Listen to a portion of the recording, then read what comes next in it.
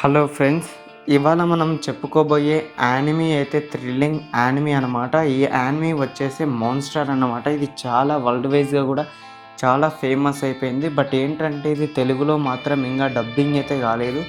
But మీకోసం అని చెప్పి మేమైతే చాలా కష్టపడి దీన్ని అయితే తెలుగులో ఎక్స్‌ప్లెయిన్ చేయడం జరిగింది. స్టోరీని మొదటి నుంచి ఎపిసోడ్ 1 క్లియర్‌గా చూద్దాం. కథ 1986వ సంవత్సరంలో జర్మనీలోని డెసులాడ్ అనే నగరంలో స్టార్ట్ అవుతుంది. అక్కడ ఒక పెద్ద హాస్పిటల్లో డాక్టర్ కెంజో టెన్మా అనే జపానీస్ న్యూరో సర్జన్ ఉంటాడు. టెన్మా మామూలు డాక్టర్ కాదు. ఎంతటి కష్టమైన బ్రెయిన్ సర్జరీ అయినా సరే చాలా ఈజీగా చేసే, ప్రాణాలు కాపాడగలిగితే అద్భుతమైన టాలెంట్ ఉన్న వ్యక్తి.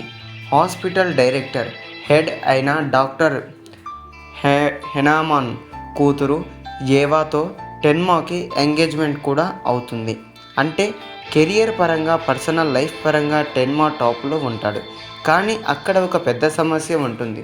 ఆ హాస్పిటల్ మేనేజ్మెంట్కు మనుషుల ప్రాణాల కంటే డబ్బు, పదవి, పరువు ముఖ్యం. ఒకరోజు రాత్రి హాస్పిటల్కి ఒక పేద టర్కీస్ కార్మికుడు తీవ్రమైన తలగాయంతో వస్తాడు. టెన్మా అతనికి సర్జరీ చేయడానికి రెడీ అవుతుండగా హాస్పిటల్ డైరెక్టర్ నుండి ఆర్డర్ వస్తుంది. ఆ పేదవాడిని వదిలేసి ఇప్పుడే హాస్పిటల్కి వచ్చిన ఒక ఫేమస్ ఒపేరా సింగర్కి సర్జరీ చేయి అని. డైరెక్టర్ మాట వినక తప్పక టెన్మా ఆ సింగర్కి సర్జరీ చేస్తాడు. ఆ సింగర్ బతుకుతాడు. కానీ టెన్మా చేయాల్సిన ఆ పేద కార్మికుడు మాత్రం సరైన ట్రీట్మెంట్ లేక చనిపోతాడు. ఆ కార్మికుడి భార్య హాస్పిటల్కి వచ్చి టెన్మా కాలర్ పట్టుకొని ఏడుస్తూ ఒక మాట అంటుంది. నువ్వు కనుక ముందే సర్జరీ చేసి ఉంటే నా భర్త బతికేవాడు. మీ కంటికి పేదవాళ్ళ ప్రాణాలు అంత చౌకగా కనిపిస్తున్నాయా? ఆ మాట టెన్మా మనసుని బలంగా గాయపరుస్తుంది.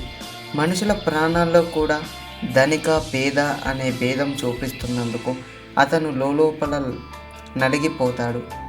తన కాబోయే భార్య ఏవా దగ్గరికి వెళ్ళి బాధపడితే ఆమె చాలా ప్రాక్టికల్గా అందరి ప్రాణాలు సమానం కావు టెన్మా. కొందరి ప్రాణం విలువ ఎక్కువ, మరికొందరి ప్రాణం విలువని తక్కువ చెప్తుంది.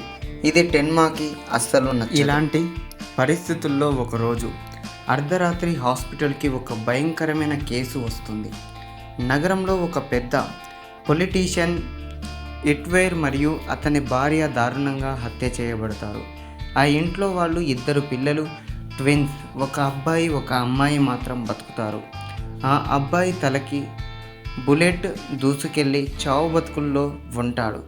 ఇంకా మిగిలింది అమ్మాయి. ఆ అమ్మాయి ఆ దృశ్యాన్ని చూసి షాక్లోకి వెళ్ళిపోయి నోరు మెదపకుండా ఒకేలా చూస్తూ ఉంటుంది. చావు బతుకుల్లో ఉన్న ఆ చిన్న పిల్లోడే, అతని పేరే జోహాన్కి సర్జరీ చేయడానికి టెన్మా అంతా సిద్ధం చేసుకుంటాడు. సరిగ్గా టెన్మా ఆపరేషన్ థియేటర్లోకి వెళ్ళే ముందు హాస్పిటల్ డైరెక్టర్ మళ్ళీ ఫోన్ చేస్తాడు. టెన్మా, ఇప్పుడే ఆ నగర మేయర్కి హార్ట్ అటాక్ వచ్చింది. ఆ పిల్లోడిని వేరే డాక్టర్కి వదిలేసి నువ్వు వెంటనే వెళ్ళి మేయర్కి సర్జరీ చేయి. మేయర్ బతికితే మన హాస్పిటల్కి 100 కోట్ల పౌండ్స్ వస్తాయని ఆర్డర్ వేస్తాడు.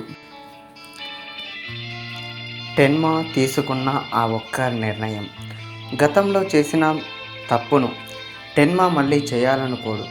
డైరెక్టర్గా మాటను ధిక్కరించారు. గతంలో టర్కీకి చెందిన ఆ వ్యక్తి ప్రాణాల్ని కాపాడకపోవడంతో తన ప్రాణం పోయింది. తన భార్య, తన పిల్లవాడు ఒంటరివారు అయిపోయారు.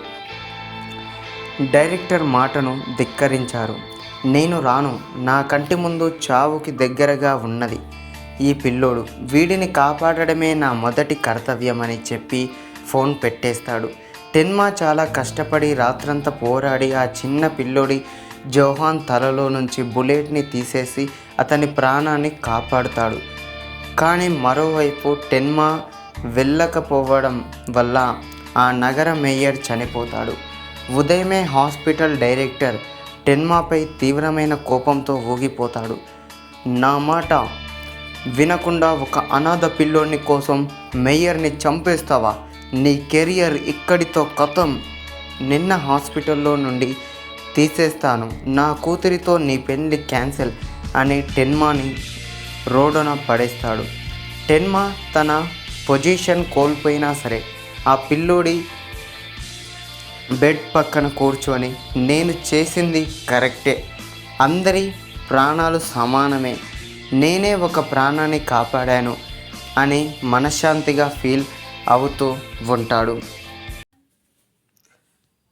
టెన్మా ఒక మంచి ఉద్దేశంతో తన కెరియర్ని పణంగా పెట్టి ఆ పిల్లోడి ప్రాణాన్ని అయితే కాపాడాడు. కానీ టెన్మా కాపాడిన ఆ ప్రాణం భవిష్యత్తులో ఈ ప్రపంచానికే ఒక పెద్ద శాపంగా మారబోతుందని పాపం ఆ డైరెక్టర్కి తెలియదు. అసలు ఈ పిల్లోడు ఎవరు, ఆ రాత్రి వాళ్ళ ఇంట్లో ఏం జరిగింది అనేది తెలియాలంటే ఎపిసోడ్ 2 మిస్ అవ్వకుండా ఈ ఛానల్లో